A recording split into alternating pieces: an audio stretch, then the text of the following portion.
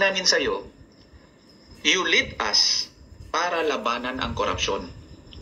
Napakalaki ng problema natin sa korupsyon, Madam Sara.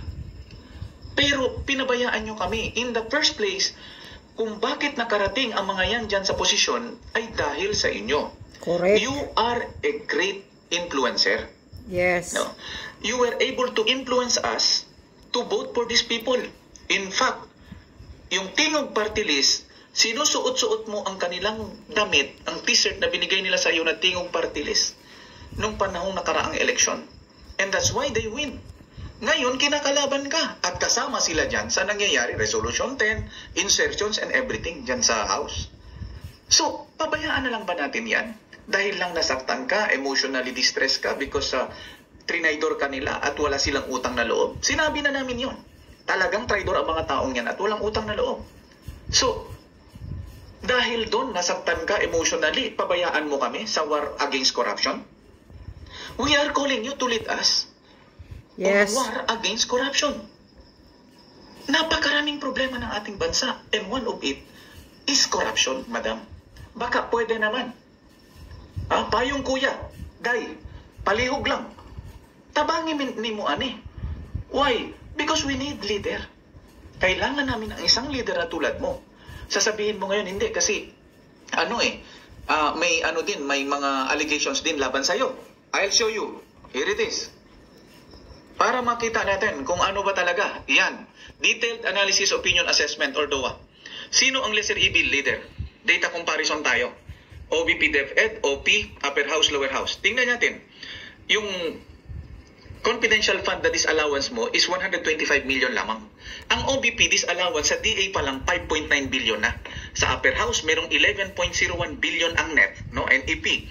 Ang Lower House may NEP o National Expenditure Program ng 16.5 billion. Kung tutuusin, dyan pa lang, alam mong malaki ang diferensya. Malaki talaga ang problema dyan. Why?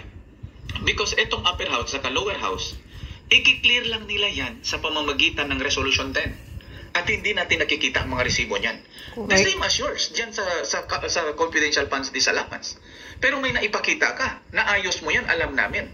So next, ang DOTR disallowance ng OP, 1.4 billion na yan. Office of the President. Sa Upper House, ang GAA naging 13 billion, no? Sa Lower House, ang NEP na 16.5 billion, ang GAA niya naging 28.6. May differential sila na another disallowance ng OP, no, is 5.3 billion. Sa Upper House, may differential na 1.9 billion, no? From NEP to GAA, may increase or let's call it insertions, 1.9 billion. Sa Lower House, ganun din. Ang increase or insertion din yan is 12 billion. Imagine mo kung gaano kalaki. Butal lang yan sa'yo dyan na 125 million. Kaya nga, 125 million lang sa'yo, Sarah. Hindi natin kailangang mag-emote-emote dito. We need to do a kinetic ops dito. Hindi tayo pwede puro information campaign, iparating sa mga tao. Madam, it's high time for us na tulungan mo kami na labanan ang korupsyon. Napakaliit ng problema mo. Ang laki ng problema ng mga ito. Imagine nyo na lang ang Upper House, magki-clear ang Senate President ng 1.9 billion because may increase dyan. Saan yan pununta? Ang Lower House, no, may increase, may insertion yan na 12 billion. Sino mag-clear niyan? Sino mag-clear niyan? Si Martin? Diba? Nakikita na natin kung anong problema dyan. Si Saldi. So, tingnan natin. Ang DSWD, may insertion ito na 26.7 billion ito para doon sa AKAP ayuda nung nakaraan. At ginamit nila ito sa PI, yung People's Initiative, na alam mo naman ang nangyari.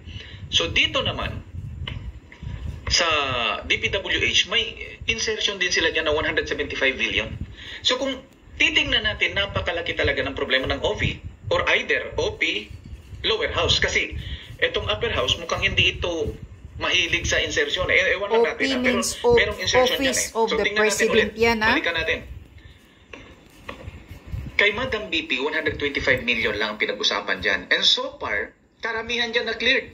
At ang naiwan lang dyan di umano na hindi clear, na medyo nahirapan sila i-clear, according sa Congress lang naman according lang sa mga taga-House, yan ang sabi nila, almost 16 billion and plus 15 million. 16 million plus 15 million. So that's 31 million only.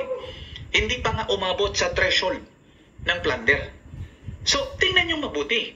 Ang OP, may 12.6 billion disallowance yan. Kang Pero Marcos walang yan. investigation. Office Diyan sa of the 125 President. million ng OBP, DepEd before, 12.6 may billion. question.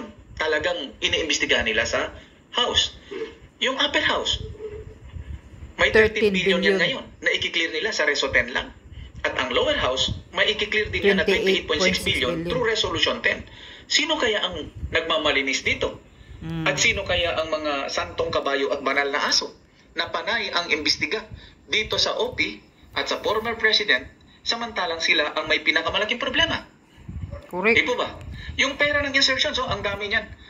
Yan, si Martin, mag-clear siya dyan ng insertion niya na 12 billion. Dito sa upper house, mag-clear sila dyan ng 1.9 billion. 12.6 billion ang sa OP. Compared sa 125 million ng OBP. Kaya nga, katiting lang ang kang Sara, Yan, tapos yung yan nasa ang pula. pinag-imbestiga balikan natin ulit ito ng sa- tuwadkom lagi. Sa OBP.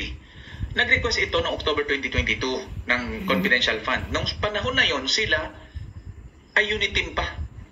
Magkasundo pa yan, alyado pa. So, nirelease ng December 20. Ibig sabihin, 11 days na lang natitira para sa clearing. So, anong tawag doon? Di ba? Hindi ba tawag doon ay prime up? Yes. Bibigyan mo naman na ang kakampi mo, binibigyan mo na ba naman ng pera? 11 days na lang. 125 Kaya million, nga, 11 days para i-clear. Ini-frame up Hindi ba nga si frame Sara up? Matalino So, ang titignan Office mo of the mabuti. President. Ay, Nagbigay. talagang malaking problema ng mga ito. Walang problema ang OP at sa OBP. Kung tutuusin, tingnan natin, ito pa. Di pa kasama ang flood control projects na di umano ay 1.4 billion a day. Nasaan na ang Maharlika Investment Fund, ang PhilHealth Fund, Maharlika pa. ang gold na bininta. Na At saan 25 yung tons na kita? gold. Saan na yung pinagbintahan? Hindi nga natin nalaman eh. So, please, madam, hindi ka namin iniimbitahan na mag-lead sa amin para patalsikin si Marcos. Ay sus, patalsikin din yan. Inianyayahan ka namin para imbitahan ka namin upang i-lead kami para labanan ang korupsyon na ito. Yun ang maliwanag, madam. Lahat na. Sana hindi yung Mag-lead si Sara, Hindi lahat naman na. ano, ang iniisip ninyo na hindi ibig sabihin na sinasabi mo na hindi kasi maganda. Parang si David ba? And David and Saul na hindi nilabanan ni David. But then, hindi naman si BBM ang tinatarget natin dito eh. Yung corruption eh. You lead us against corruption, madam. Kasi ang liit lang yan problema mo. Ang laki ng dito sa kabila. Natatago nila ang lahat ng kanilang pagnanakaw habang kinu-question kanila dyan sa 125 million na yan. Correct. Hindi naman... Diyos ko po. Nagtatakpan nga nila ang pagnanakaw nila eh. Practical yan. Tingnan mo ang liit. At ang sabi is 31 million lang yan. 16 million and 15 million is 31 million. Wala pa sa threshold ng plunder. Yeah. So please, tulungan mo kami. I-lead mo kami. Doon sa war against corruption. Kausapin mo kaming mga retired. We will be ready. Umpisahan mo sa amin mga retired. Correct. Retired military officer, retired soldiers. MUP. Umpisahan mo sa MUP, retired. Sa FGF, umpisahan mo sa mga leaders na mga nananawagan laban sa korupsyon. Kausapin mo kami. Kausapin mo sila. Correct. Yun ang tamang paraan. A good leader must be decisive. Decide now. You see, pinakita na namin sa'yo ang liit ng problema mo.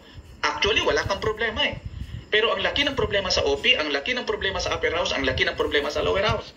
Puro corruption yun. Kasi lumalabas na corruption. Wala pang, hindi nila maklear eh. Bakit may disallowance? Saan yung clearing nun? Ipa-clear natin lahat sa kanila pati flood control projects. Diba? So, kung samahan mo kami dyan, normally, may-unite ang tao.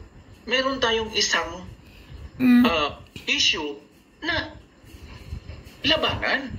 Kasi, madam, inamin mo naman na kasama ka sa may kasalanan na dahil nilagay mo sila dyan eh. Kung baka tinulungan mo sila, mapunta dyan. Kinampanya mo sila eh. Kung hindi mo sila kinampanya, hindi rin naman siguro namin iboboto yan. Hindi rin iboboto. Pero dahil kinampanya mo, kasama na yung tingog, ngayon, tingnan mo kung anong nangyari. So please, eto sa amin is usapang kuya lang. Kuya, para sa'yo, Day. Pagpasensyahan mo na. Okay, yan lang. Oh. Dagdagan ko pa itong blog ni retired soldier. Vice President Sara Duterte, please pakinggan mo po sila. Kasi kami mga taong bayan ay sawang-sawa na talaga sa grabe na korupsyon, day. Inday Sara, maawa ka sa amin. Tumindig ka. Kausapin mo sila, nananawagan na sila sa iyo. Nakausapin mo ang mga retired soldier, retired military, ang FGF. Kahit yan si Captain Dado, nanawagan sa iyo. Kausapin mo sila. Makipag-usap ka sa kanila. Dahil ang korupsyon, nililito nila ang taong bayan para matakpan yung korupsyon na ginagawa ng mga kawatan dyan sa Congress ngayon. Ikaw ang laging pinupunter yan na 125 million lang sa iyo, o kita mo yan? Katiting lang yan sa iyo, whereas ang the Office of the President, 12.6 billion. Upper House, 13.0 billion. Lower House, 28.6 billion. Tinatakpan nila ang mga yan. Kunyari, imbestiga sila ng imbestiga sa iyo para hindi sila ma-question sa mga pagnanakaw nila. Yun pa, nasaan yung ilang bilyunis na 1.4 billion sa flood control ngayon? Mayroon bang nag-imbestiga?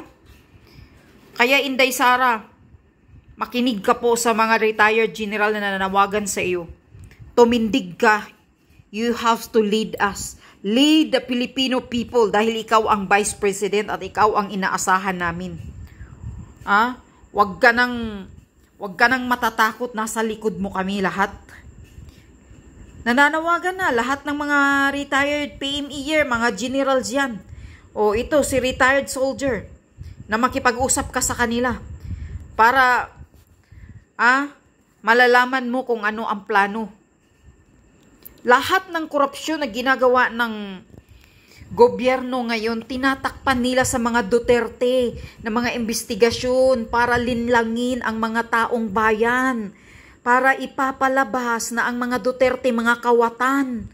Ginigipit kanila para mayroon silang propaganda sa mga taong bayan na ikaw magnanakaw. Hindi mo ba nag-gets yung style nila ngayon, Sara? Kaya wag ka nang mag-focus dyan.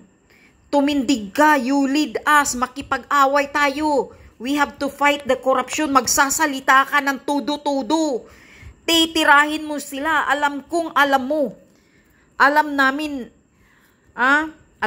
na alam mo lahat ang nangyayaring mga nakawan. Alam mo nga nasabi mo na nga sa sa press con mo na 2 tao lang ang naghahawak ng budget ng Pilipinas, 'di ba? Sara Duterte.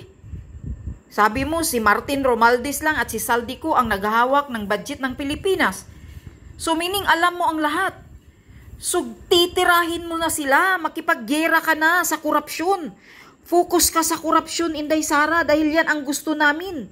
Na kailangan maipalabas yan ng mga Congress, ng mga representative na nagduwag-duwagan na tuwadkom, na naghari-harian na akala mo sinong mga demonyong mga abusado sa Kongreso. Ikaw ang ginigipit nila, kunyari imbestiga sa iyo. Piniframe up ka nang binigay nila yung 125 million na 11 days lang. Piniframe up ka ng Office of the President. Bakit hindi mo binulabog na ang nagbigay sa iyo Office of the President nang yan na 11 days lang na binigay, kaya nagastos ninyo? Voice out mo na lahat, Sara Duterte. Lahat na.